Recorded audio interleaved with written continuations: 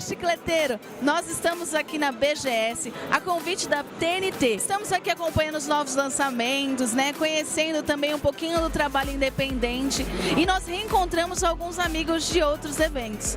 Gostou? Tá curioso? Então vem com a gente. Então, galera, eu tô aqui com o Rodrigo Denubila, que tá tá expondo, né, o jogo dele que se chama Soldado 99. E aí eu queria que ele falasse um pouquinho pra gente como que é esse jogo e da onde surgiu essa ideia. Pode ser? Com certeza. Bom, o jogo ele começou a ser desenvolvido por um evento que chama Game Jam. A ideia é que você tem um tema para desenvolver um jogo num prazo definido. O tema dessa Jam era A Morte Pode Ser Útil. E o jogo foi desenvolvido em 10 dias inicialmente, depois eu fiz ainda alguns ajustes, algumas correções, mas essencialmente o jogo está sendo desenvolvido há uns 20 dias. O tema, né, a morte pode ser útil, então a ideia é que o jogo é que você é um soldado, você está participando de um treinamento e você tem 1 minuto para ir até o 4º andar de um prédio. E você também tem 2 pílulas, uma que te dá mais 1 minuto para aumentar o seu tempo e outra que te mata instantaneamente. Sempre que você morre, você volta no começo do jogo e tudo que você fez antes continua. Se você abriu uma porta, se você desativou uma arma, você vai voltar e vai continuar. Então a ideia é que você tem que sacrificar os seus soldados para conseguir cumprir o objetivo. Algumas vezes é até obrigatório que você morra para conseguir. E é um pouquinho diferente dos outros games, porque geralmente a gente quando morre é a hora que acabou, né? É o famoso game over, né? Exatamente, é o contrário. Em vez de penalizar, você está bonificando o jogador por morrer. Tem vantagem nisso, né? E você trabalha sozinho, né? Como é que é trabalhar sozinho nesse universo? Porque, querendo ou não, quando a gente vê vários gamers, eles trabalham em grupos, né? Como que é trabalhar sozinho nesse ramo? É um desafio o tempo todo. São muitas áreas para desenvolver um jogo: programação, modelagem, design, testar, né, game design, level design, e fazer tudo sozinho é realmente bem difícil. A vantagem disso é que eu consigo fazer um jogo mais autoral, um jogo mais conceitual, que tenha mais minha cara, do jeito que eu gosto. Então eu escolhi trabalhar sozinho justamente para isso, para conseguir fazer algo do meu jeito. Se você quiser baixar gratuitamente, né, esse jogo, ele tem um site, certo? Qual que é o site? É soldier99.com, está disponível para baixar para PC e para Mac. Esse jogo está sendo desenvolvido há mais ou menos uns 20 a 30 dias e ainda é uma versão pré-alfa do jogo, ainda não tem uma história, né? Só você dá um final ali que é só um temporário. A ideia é que o jogo completo sair daqui a 1 ano mais ou menos, provavelmente para PC e talvez para console, e daqui a 1 ano vai ter um jogo completo com uma história bem bacana para jogar. E eu acho que também essa experiência de estar na BGS te traz um panorama para fazer o efetivo. Sim, e como é que é a receptividade das pessoas com o seu jogo?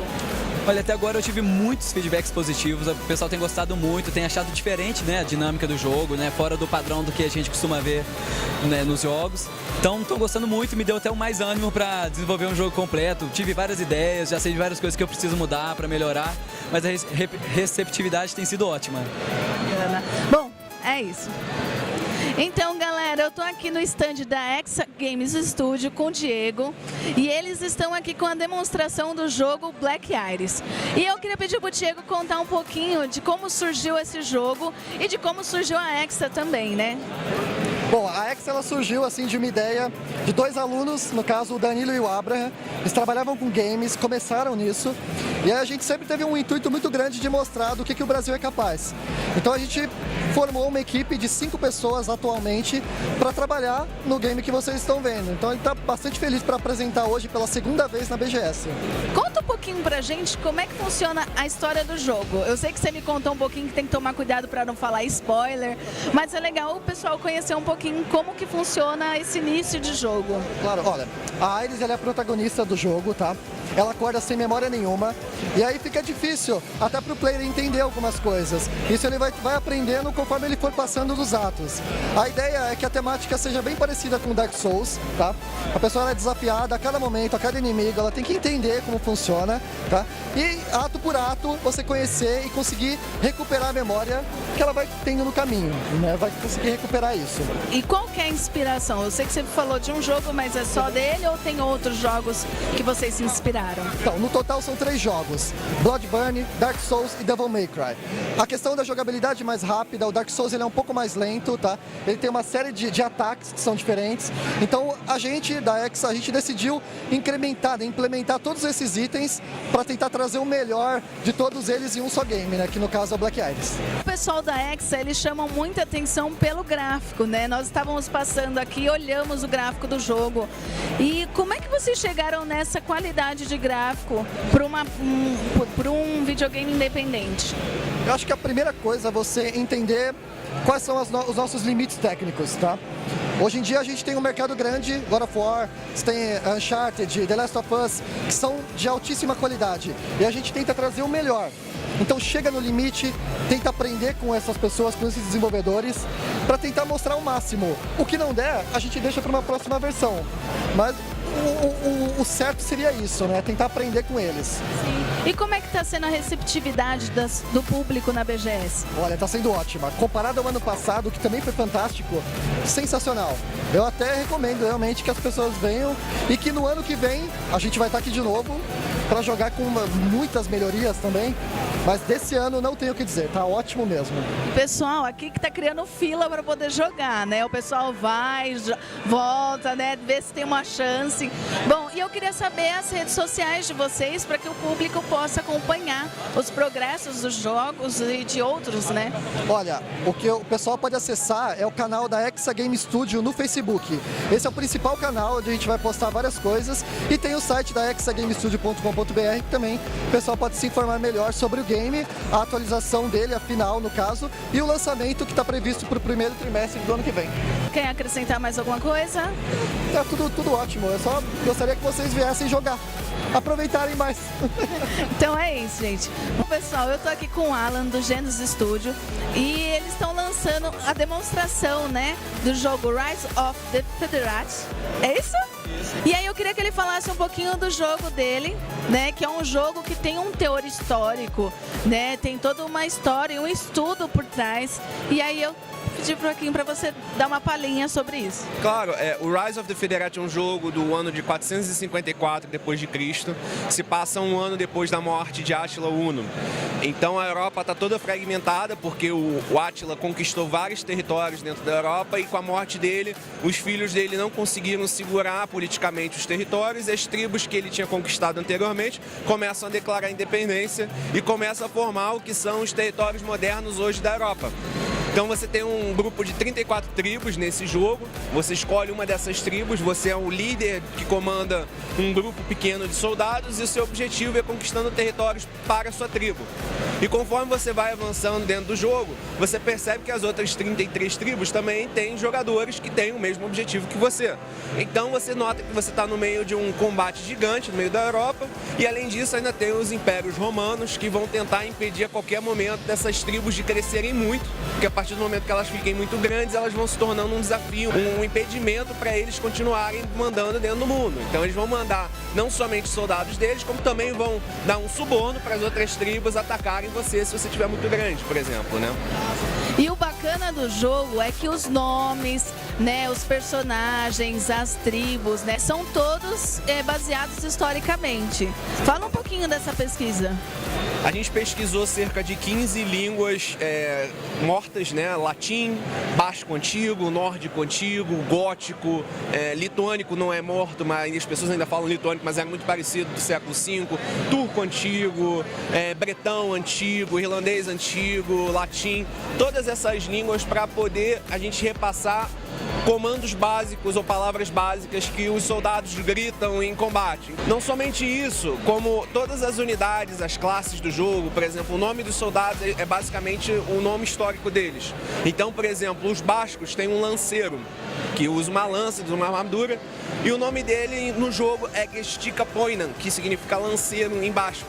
Então toda a fauna e a flora dos locais, as arquiteturas que cada tribo usava, os costumes e a cultura de cada um, as roupas, tudo isso a gente tentou recriar de uma forma mais fidedigna possível, para que as pessoas que jogam nosso jogo descubram uma parte da história que eles nunca souberam que existiam na escola, na universidade. Bom, e da onde que surgiu a ideia de fazer um jogo com esse tema?